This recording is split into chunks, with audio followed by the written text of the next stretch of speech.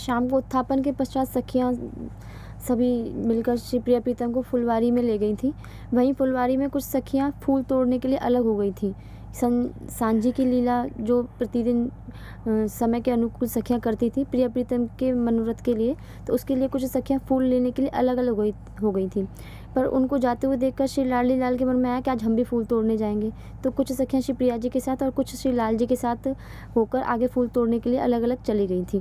पर इस फूल चयन करने की पूरी लीला में जो सखियाँ प्रिया जी के साथ थी, जो लाल जी के साथ थी, वो उनसे भी बिछड़ गई। मतलब सभी अलग अलग जाके फूल तोड़ने लग गए थे। फिर जब फूल एकत्रित हो गए थे, फिर आगे की सारी लीला हो गई थी। इस लीला के पश्चात संध्या आरती से पूरी सांझी की लीला हुई।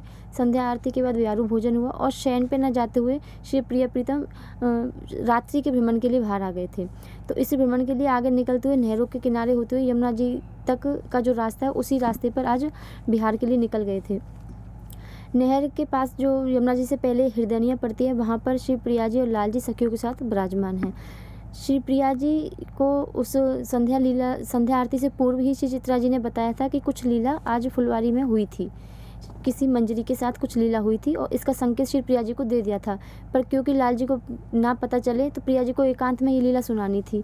तो इसके लिए श्री प्रिया जी के अनुग्रह करने पर श्री लाल जी नहरों और हृदयनिया के पास में जो कमल के फूल खिले हैं, उनमें से विशेष रूप से नील कमल लेने के लिए गए हैं। उन्हीं पास में जो घाट हैं, जो सीढ़ियाँ आगे तक जा रही हैं, उन्हीं सीढ़ियों पर श्री लाल जी अन्य सखियों के साथ हैं और वहीं पर प्रिया जी विराजमान हैं। दूर से वे एक दूसरे के दर्शन कर रहे हैं, पर एक दूसरे की आवाज़ नहीं सुन सकते, इतनी उनके बीच में दूरी है।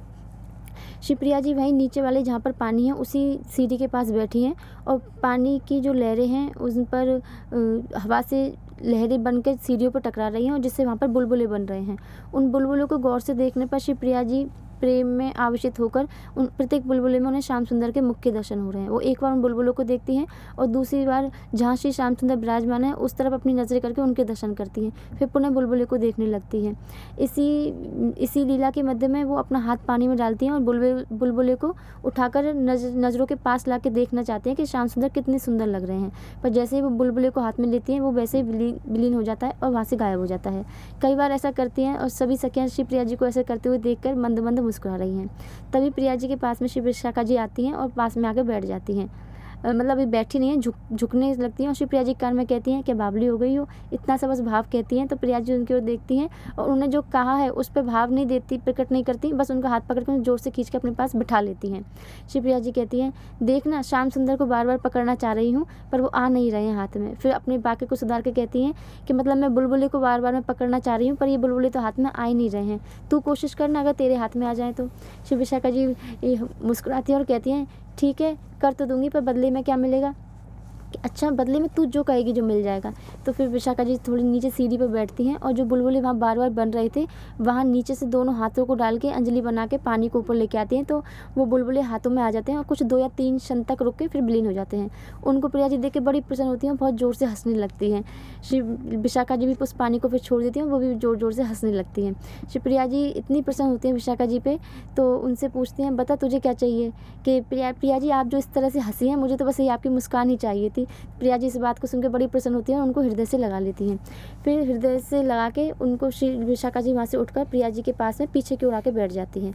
प्रिया जी के बगल में ही कुछ एक दो मंजरियाँ और बैठी हैं।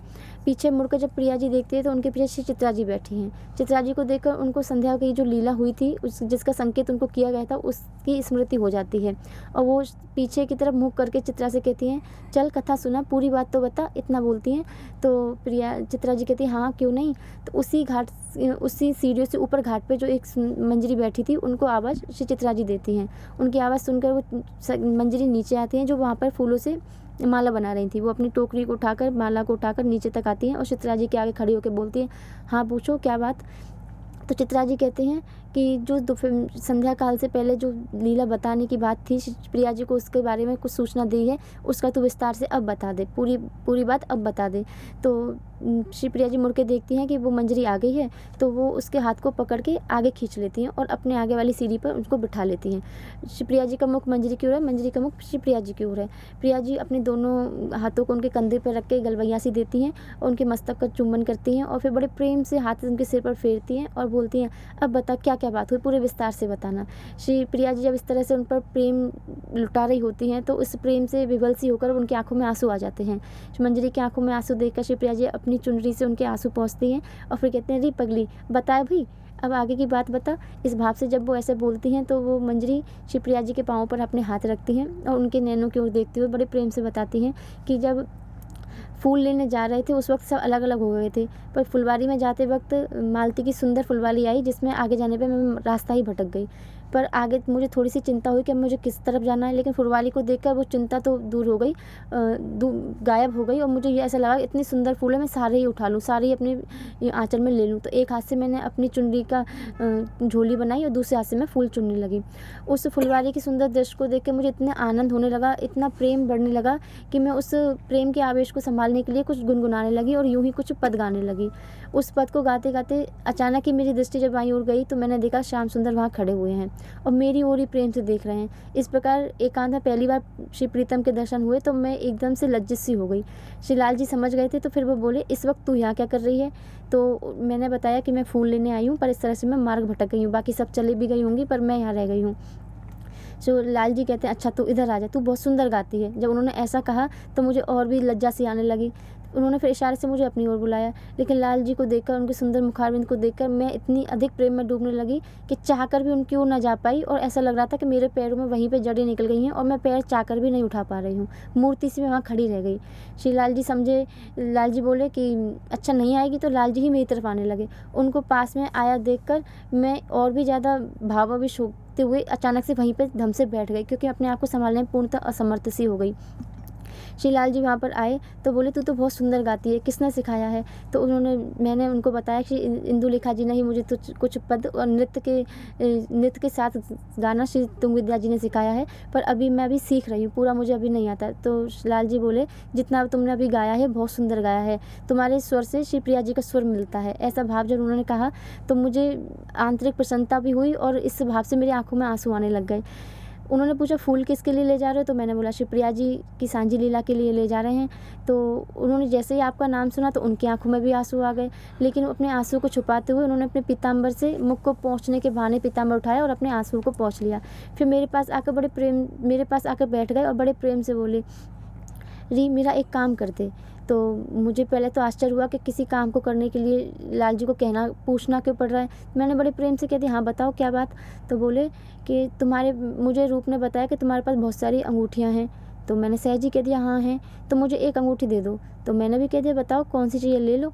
तो वो बोले कि वही अंगूठी दे दो जिस पर श्री प्रिया जी का राधा नाम अंकित है। तो मुझे बड़ा आश्चर्य हुआ कि राधा नाम की तो और भी अंगूठियाँ हैं, श्री लाल जी के पास भी हैं, फिर वही क्यों चाहिए। तो श्री लाल जी की बात सुनकर मैंने उनसे पूछा तो नहीं, पर नज़रों में एक प्रश्न सा प्रकट किया। तो उन्होंने कहा, सुंदर पीले रंग, सोने में जड़ी हुई पीले नग की जो अंगूठी है जिस पर श्री राधा नाम अंकित है, नीले रंग से जो राधा नाम अंकित है, वो स्वरूप मुझे श्री प्रिया जी का ही देखने में लगता है। ये रूप ने मुझे बताई थी कि इस तरह की तुम्हारे पास अंगूठी है। तो सखी ने सोचा कि पहले से इनके पास है तो इसी अंगूठी को लेना चाहते हैं, इसका कोई भाव हो। तो श्री लाल जी बोले, देखो वैसे तो प्रिया जी प्रतिक्षण साथ हैं, पर फिर भी जब इस तरह से कभी भी अलग हो जाती हैं फिर भी मुझे हर जगह वही दिखने लगती हैं, और जब वो दिखने लगते हैं तो प्रेम और भी अधिक प्रकट होने लगता है। और उस प्रेम की अधिकता में मैं चाहता हूँ कि एक बार उनको हृदय से लगा लूँ, और जब उन्हें हृदय से लगाने के लिए आगे बढ़ता हूँ तो उनका स्वरूप और पीछे हो जाता है। फिर मुझे आवाज़ होता है कि ये तो मेरा भ्रम है, प्रिया जी यहाँ नहीं है। तो मेरी भ्रय व्यथा और भी बढ़ने लगती है। तो ऐसी स्थिति में उस अंगूठी को देख के मैं अपने हृदय से लगा लूँगा तो मेरी जो भ्रय की वेदना है कुछ शांत हो जाएगी, इसलिए तो वो अंगूठी तो मुझे दे दे। मैंने सहजी वो अंगूठी, श्री मंजरी कह रही हैं प्रिया जी से, सहजी वो अंगूठी अपनी उंगली से निकाली, और क्योंकि उस वक्त प्रेम के आवेश में मेरा शरीर पूरा काँप रहा था, फिर भी बड़े धैर्य को धारण करते हुए श्री लाल जी के हाथ में देने के लिए आगे बढ़ी और उनकी उंगली में मैंने वो अंगूठी धारण करा दी। लाल जी उस अंगूठी को धारण करके इतने प्रसन्न हुए जैसे श्री प्रिया जी प्राप्त हो गई हैं। उनके ऐसे भाव को देखकर मेरे मन में आया, श्री प्रिया जी तो लाल जी की ही हैं, उनके प्रत्येक अणु पर श्री लाल जी का ही अधिकार है। प्रिया जी से संबंधित जितनी भी वस्तुएं हैं, चाहे सखियाँ हैं, चाहे लीला सामग्री, चाहे कुछ भी है, वो सब चीज़ श्री लाल जी का ही है। फिर भी उसको प्राप्त करने के लिए वो इस तरह से प्रार्थना कर रहे हैं, ये उनके प्रेम की पराकाष्ठता है। ये हर अपनी चीज़ को लेने के लिए वो प्रार्थना कर रहे हैं। फिर उस अंगूठी को पहनकर श्री लाल जी कहते हैं, आज मैं तुम्हारा ऋणी हो गया हूँ। इस बात पर श्री जो मंजरी हैं वह पुनः आंखों में उनके आंसू आ जाते हैं, और इस बात को सुनते ही वो क्योंकि लाल जी की हर चीज़ है फिर भी वो ऋणी है। इस तरह का भाव जब प्रकट करते हैं तो उनके ऐसे कहने से उनको प्रेम की अधिकता से मूर्छा सी आ जाती है। मूर्छा सी आ जाने के बाद तो कुछ समय के पश्चात जब उनकी मूर्छा जाती है तो वो देखती हैं कि उनके सिर पर श्री लाल जी ने हाथ रख रखा है और वो उनको पुनः सहला रहे हैं। इससे उनके सहलाने से ही उनकी मूर्छा दूर गई है और वो एकदम से बैठ जाती हैं। बैठकर देखती है कि उनकी झोली में बहुत सारे फूल आ गए हैं। फिर वो लाल जी से कहती हैं कि ये इतने सारे फूल तो मैंने नहीं तोड़े थे, ये अचानक कहाँ से आ गए?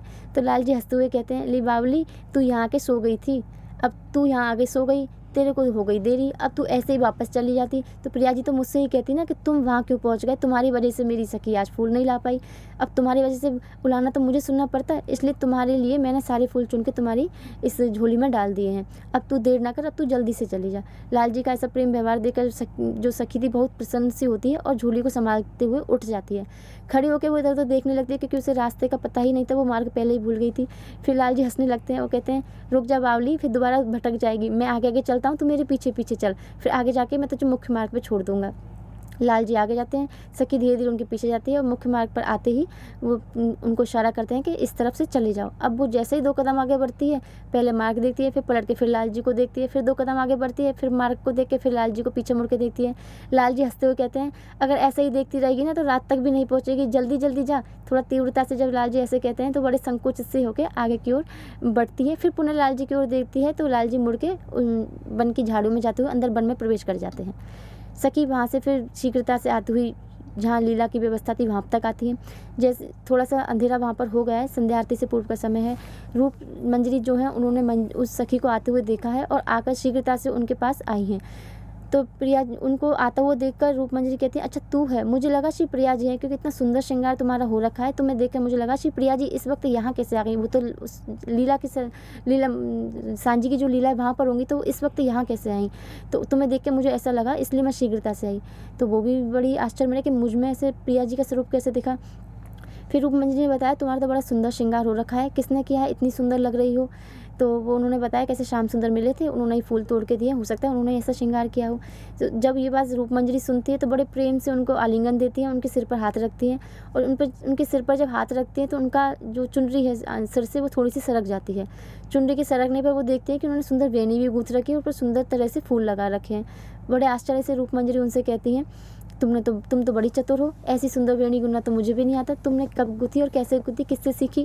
इतने सवालों के जवाब में उन्होंने सिर्फ इतना ही कहा, मुझे नहीं पता, मैं तो शीघ्रता से वस्त्रों को संभालती हुई अच्छे से श्रृंगार भी नहीं किया था, चोटी तो मैंने बनाई भी नहीं थी, शीघ्रता से फूल लेने के लिए निकल गई थी, वहीं पर सब हुआ, हो सकता है जब मैं मूर्छित हुई तभी श्याम सुंदर ने मेरा श्रृंगार कर दिया हो। इस भाव को सुनकर रूप मंजरी और भी अधिक प्रसन्न होती है, उनको बार बार अपने हृदय से लगाती हैं और कहते हैं, चलो प्रिया जी के पास चलते हैं और प्रिया जी को ये सारी कथा तुम सुनाना। फिर वहाँ लेकर जब जाते हैं तो पूरी लीला के पश्चात अब यहाँ पर समय निकला है प्रिया जी को ये पूरी कथा सुनाने का। प्रिया जी के पास फिर प्रत्यक्ष में वो सखी बोल रही हैं कि आपको सुनाने के लिए मैं आई थी, पर जैसे ही आपने मेरा स्पर्श किया और मेरे अंग से जब आपको श्री श्याम सुंदर के अंग की सुगंध आई तो उस सुगंध को प्राप्त करते ही आप मूर्छा को प्राप्त हो गई। तो आगे की कुछ भी सुनाने के लिए समय का अभाव रहा, इसलिए अब ये मैंने आपको पूरी वहाँ जो लीला हुई वो आपको बताई है। प्रिया जी बड़ी प्रसन्न होती है, उनकी आंखों में आंसू आ जाते हैं और उस मंजरी को पुनः वो अपने हृदय से लगाती हैं और इतने प्रगाढ़ आलिंगन देती हैं, इतनी कसकर हृदय से लगाती हैं जैसे उस मंजरी के स्वरूप में श्री श्याम सुंदर हैं और उनको वो अपने हृदय में छुपा लेंगी। इस भाव से वो उनको गले से लगाती हैं। कुछ समय के बाद लाल जी भी वहाँ से नील कमल लेकर आ गए हैं। पीछे से वो आते हैं तो उनको किसी को पता नहीं लगता है कि श्याम सुंदर आ गए हैं। पीछे से वो आते हैं, श्री प्रिया जी की आंखों पर अपने हाथ रखते हैं और इस भाव से कि बताएं कि किसने आंखें बंद की हैं। प्रिया जी को अभी भी लग रहा है कि श्याम सुंदर तो नील कमल लेने गए हैं, तो वो कभी चित्रा जी का नाम लेती हैं, कभी ललिता जी का नाम लेती हैं कि तुम हो ना ललिता, तुम हो ना, नहीं चित्रा तुम हो ना, पर कभी जवाब नहीं मिलता। फिर उन हाथों को जिनसे आंखें बंद हुई हैं उनको स्पर्श करती हैं। स्पर्श करते ही उनके अंदर एक प्रेम की लहर सी दौड़ जाती है, पर उसके ऊपर अपना आवेश को रोकते हुए हाथों को स्पर्श करते हुए कलाइयों तक जाती हैं। कलाइयों पर जैसे ही वो कंगन मोटे मोटे कंगनों को छूती हैं तो उनको आभास हो जाता है कि लाल जी हैं, इसलिए कसकर वो उस हाथों को उन हाथों की उंगलियों को अपनी आंखों से हटाती हैं और मुड़ के देखती हैं कि श्याम सुंदर आ गए हैं। फिर खड़े होकर श्री लाल जी को देखते हैं। लाल जी उनकी स्थिति को देख कर पूरी कथा समझ जाते हैं कि इस वक्त वही बात यहाँ पर हो रही है। तो लाल जी प्रिया जी को बड़े प्रेम से गले लगाते हैं। सभी सखियाँ भी सभी वहाँ पर जो आसपास थी सभी खड़ी हो जाती हैं और लाल जी और प्रिया जी के मिलन को देख के बड़ी प्रसन्न होती हैं। फिर श्री चित्रा जी उनको ले जाकर ऊपर घाट पर जहाँ पर उनके बैठने की व्यवस्था की गई थी वहाँ तक ले जाके आगे की लीला करती है। जय श्री राधे।